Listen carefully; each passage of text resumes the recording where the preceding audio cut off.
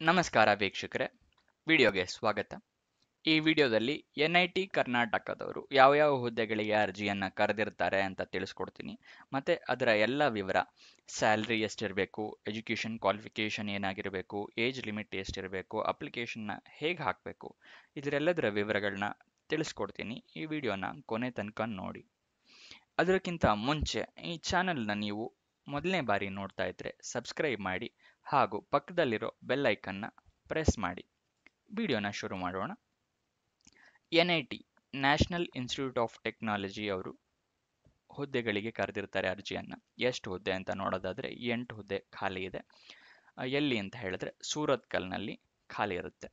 Next ಎಷ್ಟೆಷ್ಟು ಹುದ್ದೆ ಎಷ್ಟು ಖಾಲಿ ಇದೆ ಅಂತ ನೋಡೋಣ. ಯಾವ್ಯಾವ ಹುದ್ದೆ: ಲೀಗಲ್ ಆಫೀಸರ್ ಹುದ್ದೆ 1 ಖಾಲಿ ಇದೆ. ಪ್ಲೇಸ್ಮೆಂಟ್ ಆಫೀಸರ್ ಹುದ್ದೆ ಕೂಡ 1, public relations officer 1, graphics and web officer 1, internal audit officer 1, accounts officer 1 ಹುದ್ದೆ, ಮೆಡಿಕಲ್ ಆಫೀಸರ್ 2 ಹುದ್ದೆ ಖಾಲಿ ಇದೆ.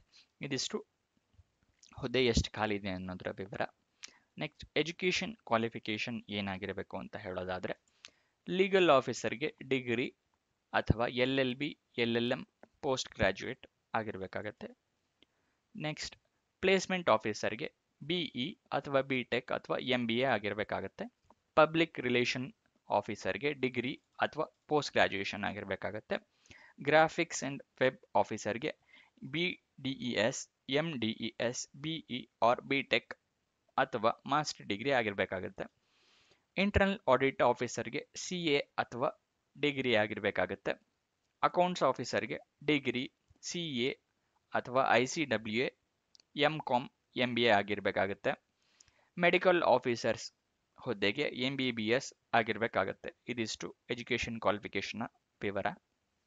ನೆಕ್ಸ್ಟ್ ಏಜ್ ಲಿಮಿಟ್, ವಯೋಮಿತಿ ಎಷ್ಟಿರಬೇಕು ಅಂತ ಹೇಳಿದ್ರೆ ಮಿನಿಮಮ್ 30 ವರ್ಷ ಆಗಿರಬೇಕಾಗತ್ತೆ, ಮ್ಯಾಕ್ಸಿಮಮ್ 40. 30ರಿಂದ 40 ವರ್ಷ ಇರೋರು ಅಪ್ಲಿಕೇಶನ್ನ ಹಾಕ್ಬೋದು.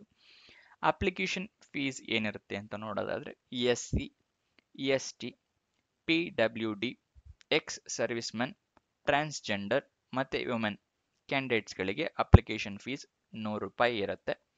ಇನ್ನಿತರೆ ಎಲ್ಲ ಕ್ಯಾಂಡಿಡೇಟ್ಸ್ಗಳಿಗೂ ಅಪ್ಲಿಕೇಶನ್ ಫೀಸ್ 500 ರೂಪಾಯಿಗಳಿರುತ್ತೆ. ಆ ಫೀಸ್ನ ಹೇಗೆ ಪೇ ಮಾಡಬೇಕು ಅಂತ ಹೇಳೋದಾದರೆ ಆನ್ಲೈನ್ ಮುಖಾಂತರ ಪೇ ಮಾಡಬೇಕಾಗತ್ತೆ. ನೆಕ್ಸ್ಟ್ ಸೆಲೆಕ್ಷನ್ ಪ್ರೋಸೆಸ್, ನಾನೇನೇನು ಎಜುಕೇಷನ್ ಕ್ವಾಲಿಫಿಕೇಷನ್ ಹೇಳಿದ್ನಲ್ಲ ಅದಿರಬೇಕು. ಎಕ್ಸ್ಪೀರಿಯನ್ಸ್ ನಿಮಗೇನಾದರೂ ಇದ್ದರೆ ಅದು ಇರಬೇಕು. ಅದನ್ನು ಡಾಕ್ಯುಮೆಂಟ್ಸ್ನ ಅಟ್ಯಾಚ್ ಮಾಡಿ. ನೆಕ್ಸ್ಟ್ ರಿಟರ್ನ್ ಟೆಸ್ಟ್ ಇರುತ್ತೆ, ಮತ್ತೆ ಇಂಟರ್ವ್ಯೂ ಇರುತ್ತೆ. ರಿಟರ್ನ್ ಟೆಸ್ಟಲ್ಲಿ ಇದಿಷ್ಟರಲ್ಲೂ ಯಾರ್ಯಾರು ಶಾರ್ಟ್ ಲಿಸ್ಟ್ ಆಗಿರ್ತಾರಲ್ಲ ಅವರನ್ನ ಸಂದರ್ಶನಕ್ಕೆ ಕರೀತಾರೆ. ಇದಿಷ್ಟು ಸೆಲೆಕ್ಷನ್ ಪ್ರೋಸೆಸ್ ಆಗಿರುತ್ತೆ. ನೆಕ್ಸ್ಟ್ ಸ್ಯಾಲ್ರಿ ಡೀಟೇಲ್ಸ್ ನೋಡೋದಾದ್ರೆ 70,000ಗಳಿರುತ್ತೆ ಸ್ಯಾಲ್ರಿ. ನೆಕ್ಸ್ಟ್ ಅಪ್ಲಿಕೇಶನ್ ಓಪನ್ ಆಗಿದೆ ಡೇಟು 27/8/2024, ಆಗಸ್ಟ್ 27ಕ್ಕೆ ಓಪನ್ ಆಗಿದೆ. ಕೊನೆ ದಿನಾಂಕ ಆನ್ಲೈನ್ ಅಪ್ಲಿಕೇಶನ್ನಲ್ಲಿ ಹೇಗೆ ಯಾವ ದಿನಾಂಕ ಅಂತ ನೋಡೋದಾದರೆ 16 ಸೆಪ್ಟೆಂಬರ್ 2024. ಇದನ್ನು ಆನ್ಲೈನ್ ಮುಖಾಂತರನೇ ನೀವು ಅಪ್ಲಿಕೇಶನ್ನ ಹಾಕಬೇಕಾಗುತ್ತೆ. ಅದರ ಡೀಟೇಲ್ಸ್ನು ತಿಳಿಸ್ಕೊಡ್ತೀನಿ. ಇಲ್ಲೇನು recruitment.nitk.ac.in ಅಂತ ಏನಿದೆಯಲ್ಲ ಇದು ಅಪ್ಲಿಕೇಶನ್ ಹಾಕಬೇಕಾಗಿರೋ ವೆಬ್ ಅಡ್ರೆಸ್ಸು. ಈ ವೆಬ್ ಲಿಂಕ್ಗೆ ಹೋಗ್ಬಿಟ್ಟು ನೀವು ಅಪ್ಲಿಕೇಶನ್ನ ಹಾಕಬೇಕು. ಈ ವೆಬ್ ಲಿಂಕ್ನ ನಾನು ನಿಮಗೆ ಡಿಸ್ಕ್ರಿಪ್ಷನಲ್ಲಿ ಕೂಡ ಮೆನ್ಷನ್ ಮಾಡಿರ್ತೀನಿ, ಅಲ್ಲಿಂದ ಹೋಗಿ ನೀವು ಹಾಕ್ಬೋದು. ನೆಕ್ಸ್ಟ್ ಅಫಿಷಿಯಲ್ ವೆಬ್ಸೈಟ್, ಅಲ್ಲೇ ಹೋಗಿ ಡೀಟೇಲ್ಸ್ ತಿಳ್ಕೊತೀನಿ ಅಂತ ಹೇಳೋದಾದರೆ ಇಲ್ಲಿ ಅಫಿಷಿಯಲ್ ವೆಬ್ಸೈಟ್ ಕೂಡ ಅಡ್ರೆಸ್ ಕೊಟ್ಟಿರ್ತೀನಿ, ಡಿಸ್ಕ್ರಿಪ್ಷನಲ್ಲೂ ಮೆನ್ಷನ್ ಮಾಡಿರ್ತೀನಿ. nitk.ac.in ಇದು ಅಫಿಷಿಯಲ್ ವೆಬ್ಸೈಟ್ ಆಗಿರುತ್ತೆ. ಮತ್ತು ನೀವು ಇದಕ್ಕೆ ಹೋದರೆ ಹೇಗೆ ಅಪ್ಲಿಕೇಶನ್ ವೆಬ್ಸೈಟ್ ತೋರಿಸುತ್ತೆ ಅಂತ ಹೇಳೋದಾದರೆ ಇಲ್ಲಿದೆ ನೋಡಿ, ಈ ರೀತಿ ತೋರಿಸುತ್ತೆ. ಇದು ಅಪ್ಲಿಕೇಶನ್ನ ಹಾಕಬೇಕಾಗಿರೋ ವೆಬ್ಸೈಟ್ ಅಡ್ರೆಸ್. ಓಕೆ, ಎಲ್ಲ ವಿವರಗಳನ್ನ ತಿಳ್ಕೊಂಡಿದ್ದೀರಾ ಅಂತ ಅನ್ಕೊತೀನಿ. ಮಿಕ್ಕಿದೇನಾದರೂ ಡೌಟ್ಸ್ ಅಥವಾ ಕ್ವಶನ್ಸ್ ಇದ್ದರೆ ಕಮೆಂಟ್ ಬಾಕ್ಸ್ನಲ್ಲಿ ಮೆನ್ಷನ್ ಮಾಡಿ, ನಾವು ಉತ್ತರ ಕೊಡೋಕ್ಕೆ ಪ್ರಯತ್ನ ಮಾಡ್ತೀವಿ.